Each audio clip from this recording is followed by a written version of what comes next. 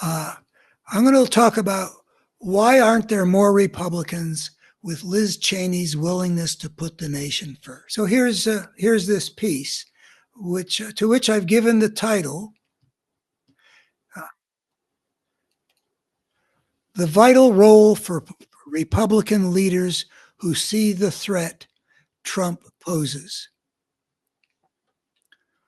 Those Republican leaders who understand what's what have a vital role to play in this election. Vital because what they do or fail to do may well determine whether American democracy survives a serious fascist threat. What makes those Republican leaders important is something that seems to be true about the side that supports Trump. For many of those people, their allegiance to Trump is very much a group thing, meaning an important part of it is they're experiencing themselves as part of a community of people who are on the same side of a meaningful battle. It's not just about the leader, but also being in solidarity with one's fellow political foot soldiers. Now, I use the word seem because this is the idea that it's a group thing is something that I think I see. I'm reasonably confident that that's valid, but I don't claim to know for sure just how important this business about being connected with a community of like people. I think I know that culture, but I may be exaggerating this group aspect. What that means is that changing one's mind on politics, which is what we need all good Americans who are planning to vote for fascism to do, is particularly fraught because it means severing the connection with that band of brothers. Especially in some conservative-leaning parts of American culture, separating oneself from others of one's kind is a big deal, but especially in the political battle that Trump represents. In other words, there are parts of conservative culture in America where diversity is definitely not celebrated in all various kinds of the sense of the word. I remember a neighbor stopping, she was driving and I was walking with friends along a dirt road, and she knew I was running, and she said, "Well, you are a Christian, aren't you?" And I don't remember exactly how the conversation went from that, but the clear implication was that being part of that group was essential to being okay. Not every part of American culture deals with that kind of diversity issue that way.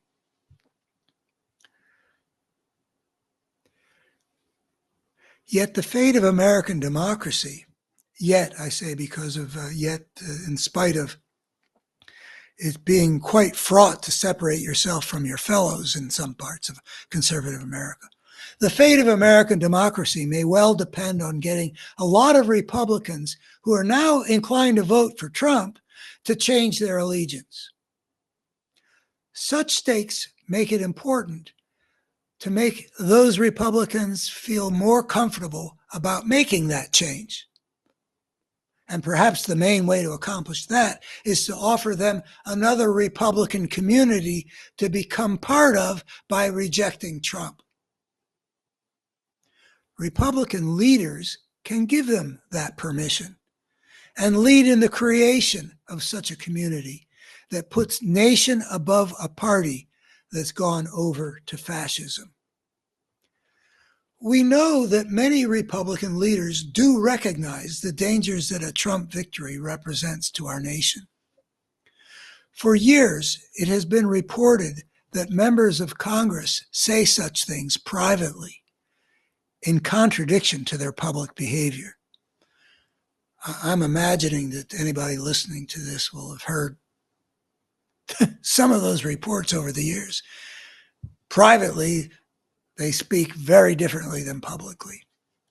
And secondly, some Republican leaders have even made public statements that have been very strong about that. Ideally, anyone who knows that the nation's basic values are threatened will act to defend them, even if that entails some sacrifice.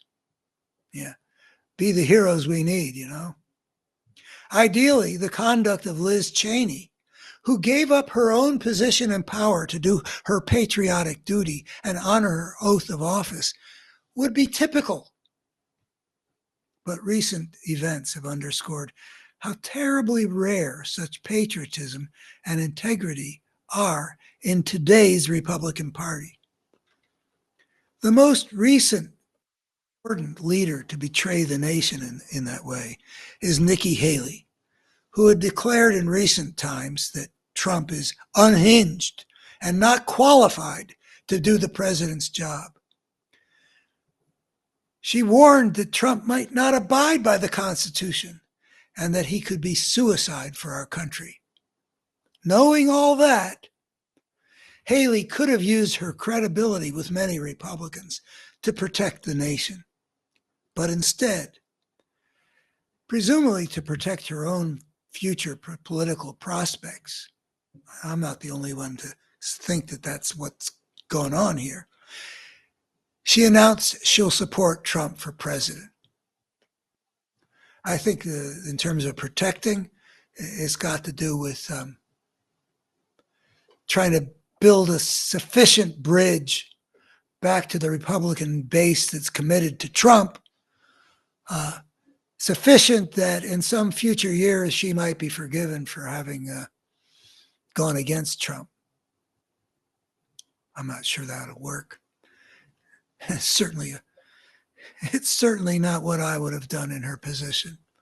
She had a chance to play a heroic role, but she's not going to be one of the heroes we need. And she's just the latest among major Republican figures who previously spoke dark truths about Trump and then came out for Trump. The top Republican in the Senate, Mitch McConnell, for example. McConnell once told the country that Trump was guilty of, quote, a disgraceful dereliction of duty, and that Trump could be criminally prosecuted because he was practically and morally responsible for provoking the insurrection of January 6th. But recently, McConnell, declaring that because he's a Republican, he'll support the Republican nominee, which means he'll support Trump, has openly put party ahead of nation. Also getting in line with Trump, declining to be one of the heroes we need, is Trump's former Attorney General, Bill Barr. And here I had a line before, which I took out about what a travesty of an Attorney General he was when he was Trump's corrupt Attorney General. Since refusing to support Trump's to use the big lie to steal the 2020 election and resigning from this office at the very end, which Barr testified under oath, he knew that big lie to be bull, whatever. Barr has publicly accused Trump of a betrayal of his office, of a discarding of country and principle, of caring only for himself. But Barr has recently announced his support for Trump, regaining the very office that Barr knows he betrayed, choosing to stay on the partisan bandwagon rather than appeal to his fellow Republicans to join him in defending country and principle. Why? Why have so few Republican leaders been willing to make so few been willing to make sacrifices for their country, as Liz Cheney and Adam Kinzinger did after Trump's insurrection. One Republican strategist I saw on TV lately declared that this is just how 99% of politicians are, putting their ambition ahead of principle. But I don't believe that. This isn't just some random policy issue in which politicians might go along with the party line for self-serving reasons, like when George H.W. Bush became a proponent of what he called previously voodoo economics so that he could become Ronald Reagan's running mate. Whether to support or oppose Trump is about protecting the heart of the nation itself. I would bet that it would not have been this way in the Republican Party of Eisenhower's or Reagan's eras if they had faced this issue. And I would bet that if the Democratic Party of today were somehow in that position, there would be plenty of Democrats ready to throw self-serving caution to the winds and tell their supporters to reject such a dangerous leader. Again, that's me betting. That's me making an assertion. I would make the bet, but I don't really know, because I don't think any political party has been in the position that the Republican Party is in the age of Trump. So the question was, why are people like Liz Cheney with their integrity and patriotism so rare? My explanation goes in this direction. The Republican Party has been steadily changing over the past generation from a normal American party to one where truth and integrity have been punished. As a result, an exceptionally large portion of Republican leaders have already chosen to sacrifice principle for self-serving reasons over the years. A combination of the party attracting people like Matt Gaetz or Marjorie Taylor Greene or whatever, and having already Republican people just willingly go over to that party. The guy I ran against for Congress was Bob Goodlatte here in Virginia's 6th District.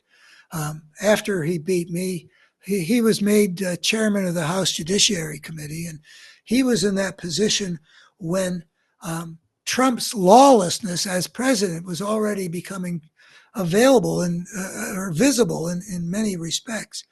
And he had been a normal Republican when he first got into politics in 1992, and he didn't miss a beat in becoming a loyal Republican foot soldier and serving a president that should have been impeached at the outset, which would have been his job to begin the process. But instead he protected the lawless president rather than investigated him.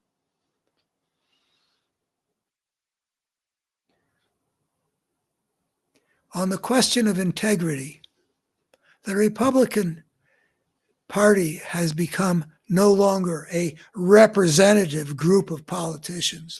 That 99%, I don't think, it might apply to today's Republican Party, but I don't think it would apply to normal American parties over the generations. I think integrity never got sold so wholesale a basis as in the Republican Party, as it emerged with Rush Limbaugh, Newt Gingrich, Fox News, Karl Rove, all that, and eventually up to Donald Trump. In for a penny, in for a pound. And it remains to be seen if there will be enough leaders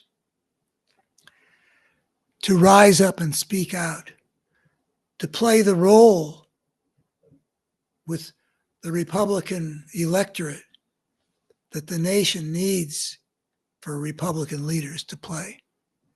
And I don't know what would be enough. There are generals and admirals. There are people who are cabinet members who work very closely with Trump. There are all kinds of people who could have some standing to go and speak to people who really would not want to give up American democracy, to give them more permission to go into the voting booth and reject the fascist threat and vote for the only guy who might become president who isn't a threat to the survival of American democracy. One place we might find a core of people who to play that role out on the national stage, getting the public's attention and opening a path for Republicans to join a new community that's not the Trump cult, but as though the community of Republicans who put nation ahead of party. Here's the one hope that I identify here.